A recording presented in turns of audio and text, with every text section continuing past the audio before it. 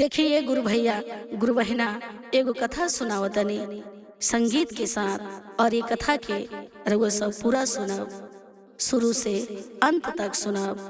भोलेनाथ के दरबार में 7 गो सहेली रहता लो, और 7 सहेली भोले बाबा के दरबार में 6 गो सहेली जौन वालो तौन अन्न धन लक्ष्मी मांगने वालो, और एगो सहेली जौन बाड़ी तौन सुंदर पतोही मांगली कि हे भोलेनाथ हमरा के सुंदर रउआ पतोही दी, हमरा के अन्न धन लक्ष्मी कुछ हो ना चाहे। तो देखिए गुरु बहना उ सुंदर पतोही उ अपनी सास के साथ का करतारी का कैली, ये गीत के माध्यम से सुनी और शुरू से अंत तक जरूर सुना।